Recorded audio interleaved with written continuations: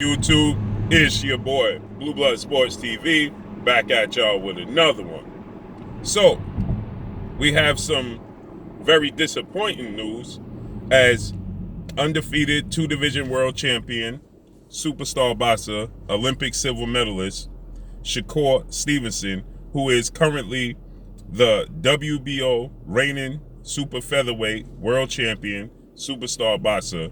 Shakur Stevenson has a record of 17 wins, no losses, no draws, 9 wins by way of knockout, 24 years of age, 5'8" with a 68-inch arm reach.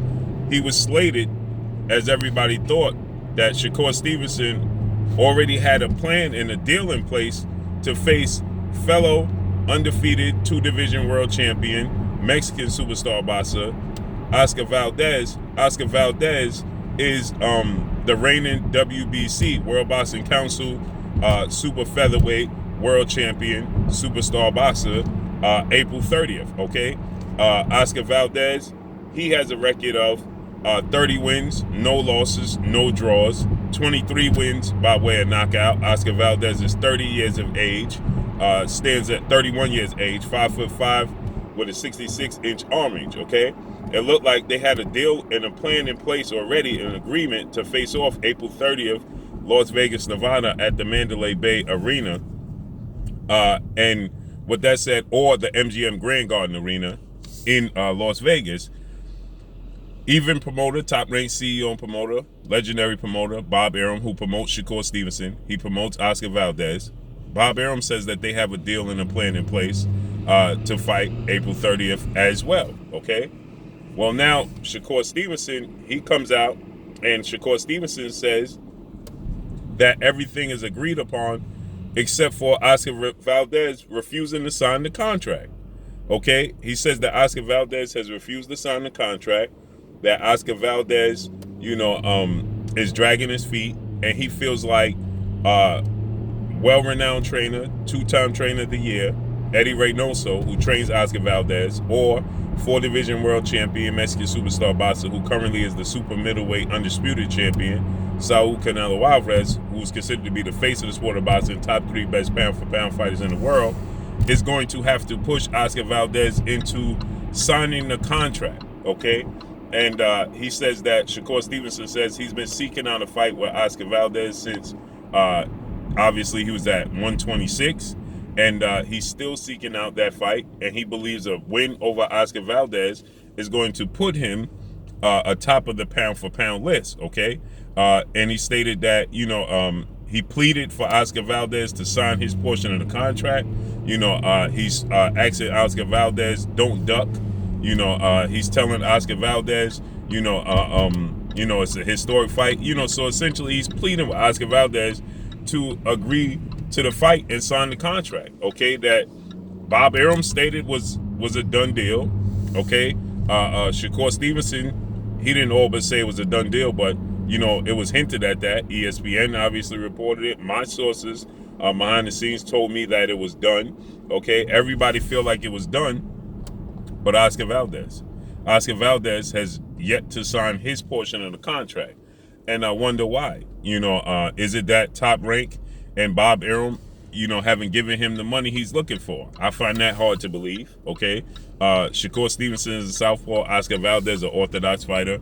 Oscar Valdez, he had, some issues going on before his last fight against Olympic gold medalist, Brazilian star boxer, Robson Casacia, where Oscar Valdez, he tested positive for a banned substance, ahead of the fight, and fans were calling for Oscar Valdez to be, suspended.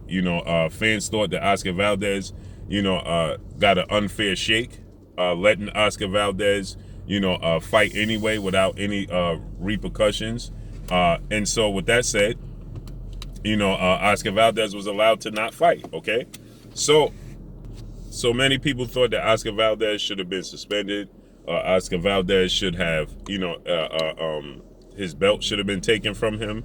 There should have been some consequence for his actions. But the WBC, World Boxing Council, President Mauricio Suleiman, they stated that Oscar Valdez did nothing wrong. It was equivalent to taking 10 Red Bulls. So it wasn't a big deal in their eyes of what Oscar Valdez had done up until that point. So Oscar Valdez, he has the backing, of the WBC. He has the backing, of Top Rank at ESPN and Bob Arum. As we know, Bob Arum, he's on record, and Bob Arum, he stated that this fight would not be taking place if, so Bob Arum, he stated that if it wasn't for Eddie Reynoso and Oscar Valdez's side, this fight would not be taking place, okay? They wouldn't have an agreement in place. So they only have an agreement in place because of Oscar Valdez's side. We know Shakur Stevenson, again, has been looking and pleading to get this fight over the hump and have it come to fruition, right? It's abundantly clear Oscar Valdez is not confident in his skill set. It's abundantly clear that, maybe Eddie Reynoso and his team are not truly comfortable with making this fight happen.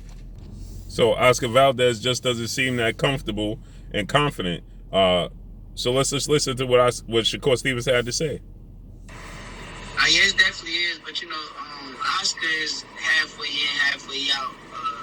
We still waiting on him to say, fully yes and get fully to be ready to fight. But somebody gonna have to push him into it. I believe Eddie Reynoso gonna do it. Canelo gonna try to force him into fighting me. So hopefully they do their job. I mean, you could expect another, regular Shakur Stevenson night. Going there and show out and do what I've been doing my whole career. Oscar, stop ducking me, man. Come on, sign the contract. Let's fight. The whole world hear that we fighting. Let's make it happen. April 30th. You can't run forever. Yeah, well, at the end of the day, all that matters is like what he put on the paper. If he sign his name on the paper and say he gonna fight, then I'll believe it. But until then, I've been trying to get this fight since I was at 126 pounds. So, Oscar Valdez, please fight me, man. I'm ready to fight. Champion versus champion. Duck versus GOAT, So there you hear from the horse's mouth, Shakur Stevenson, that Oscar Valdez is still refusing to sign his portion of the contract, okay? At the end of the day, I find it hard to believe that, I find it hard to believe that, the money is not right or he's not good with the location or the date, and so, I believe that Oscar Valdez is not comfortable. Oscar Valdez was asked about after his fight with Robson Casacia, a fight that many people thought he lost, including myself. Okay, Shakur Stevenson is a bad style matchup for Oscar Valdez. Okay, Shakur Stevenson is slick. He's a great counterpuncher. He has the best defense in the sport of boxing. And so with that said, I believe that Oscar Valdez is not comfortable with this fight. Okay, he's not confident in winning this fight. Okay, Robson Casacia is a pure boxer. He was outboxing Oscar Valdez very bad in his fight. Okay, and so I believe that he's not very comfortable, feeling that he's confident that he'll win this fight. Okay, and so with that said, I think he's hesitant to sign on the contract because at the end of the day, Shakur Stevenson is going to beat Oscar Valdez more than likely. Okay, styles make fights. Okay, Shakur Stevenson's style, his defense is far better than Robson Casacia. Now he's not as tall and as rangy as Robson Casacia, but he's a better counterpuncher. He's more accurate. He's slicker. And he's sharper with his punches. Okay, he's just an all-around better fighter than Robson Casacia. So with that said, and then people pointed to the fact that Oscar Valdez had a lot on his mind because of the positive test, and the fans were calling for him to be suspended and removed as the champion, so on and such, which was a distraction as to why he had the performance he did against Robson Casacia, okay? But with that said, Oscar Valdez has team. Now, Oscar Valdez was asked about a unification bout with Shakur Stevenson after he won the fight against Robson Casacia, and he stated that it should be a no-brainer. What other fight should be made, a unification bout? But at the same time, he said he would much rather face off against former 2-division world champion, 122-pound world champion, who is now the WBO 126-pound world champion, Mexican superstar boxer Emmanuel Navarrete. Emmanuel Navarrete still campaigns at 126. Okay, Emmanuel Navarrete doesn't campaign at 130. Okay, he's a weight class below you. He's actually coming up from 2 weight classes below you. And yes, he's a world champion. He's an action-packed fighter. Emmanuel Navarrete is. But again, Emmanuel Navarrete is a 126-pounder. And so Bob Arum himself, Bob Arum was stating that when I asked Bob Arum after Oscar Valdez did that interview, stating that it should be a no-brainer that he face off against Shakur Stevenson in a unification bout. Bob Arum told me out his own mouth that Oscar Valdez and his team approached him about making a fight happen between themselves and Emmanuel Navarrete. He says, well, that's news to me. When I asked him, what about the unification bout between Shakur Stevenson and Oscar Valdez, Oscar Valdez stated it should be a no-brainer.